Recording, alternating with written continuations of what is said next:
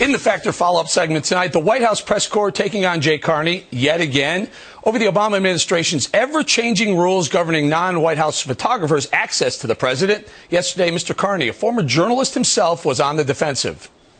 I will not live to see the day, and neither will you, when independent journalists who cover the White House will say, you know what, I got all the access I wanted today or this week or that month. It's not going to happen.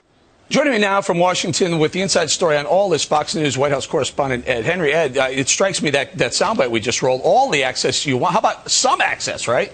Right. I think that's the thing. They're setting this bar that, well, you guys are demanding so much. I think what the press corps has been talking about is just a modest bit of more access to the president, actual news events here, meetings in the Oval Office, for example, with world leaders that are closed sometimes to the media altogether.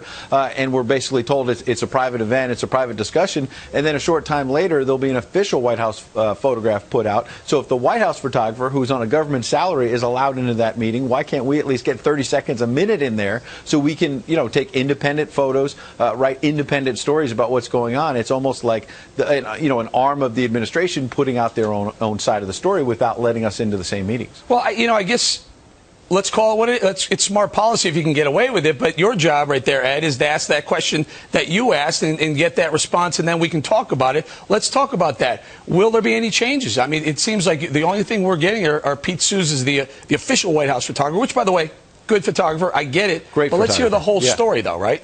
Right, because if a foreign government was doing something like this, we'd be calling it propaganda. If it's an American administration, you would expect we'd have some more access. Where I think Carney is right is that there's always a push and pull with Republican administrations, Democratic administrations, and it's never going to be perfect. And there have been other presidents in both parties who have restricted our access. We're just pushing for more. And I think, to answer your question, there will be some changes because I think the White House is feeling the pressure. And I think from the president on down, they realize the reason why this matters, some people think it's just this little distraction. People are whining and complaining. No, this is history. We're trying to get access to the President of the United States doing his job. We deserve at least some of that access. We're not going to get all. We know that. But I do think they'll make some changes because the bottom line here is this is a president who talked about historic openness and transparency, more transparent than any other administration in history. That puts a special burden on him to provide a bit more access. You're being generous. You say this is history, but it also is the debate. When you have independent photographers taking pictures of the president doing certain things, some of them are clumsy, and if they're not allowing that to get out there, you're curving the debate in the way you want to make sure it gets out there. Independent images might catch a moment that the administration doesn't want to put out there, but if it's only images being put out by a government-paid photographer, you're of course going to get the president in the most flattering light possible. And we're not saying they shouldn't do that. They should put that on Instagram and Twitter and put the president in the best possible light. That's what his staff is doing. But there should also be independent lenses, independent notebooks going in there and covering it just the same. Ed, a couple of pictures that come to mind over the last couple of years. Number one, the bin Laden kill. The way I understand it, I could be wrong, it was kind of staged. They were waiting for that picture to be taken at some point. That one, and the other one where President Obama is standing. He's got one foot up on a desk, on a table, and he's pointing. And it's a very, almost like I'm the commander type picture. It doesn't. They seem staged to me. Am I wrong?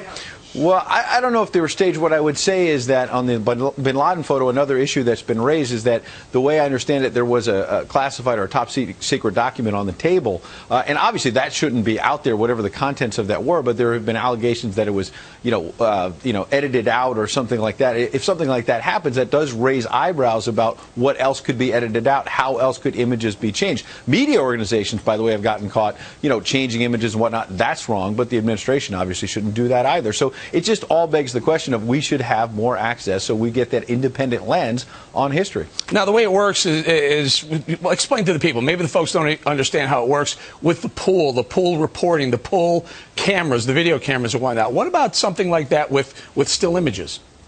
Right. So it's not just still images, it's our video cameras as well to get into these events. And what happens is you have a pool of about 13 or 14 reporters between still photographers, video journalists, reporters from newspapers and the wires that sort of represent the broader press corps. They're the folks who get access to the president's meetings in the Oval Office and whatnot. And these are, again, it might be a meeting with the world leader, it might be a meeting, with his, gun control task force or something. And these are the great issues of the day, immigration reform, whatever it may be. We want access to those news events. Again, again, there have been other presidents who have restricted access. We've pushed back and then maybe gotten more access. If we're being restricted now, we're going to push back again. All right, we're going to leave it there, Ed. Great stuff. Appreciate your time tonight.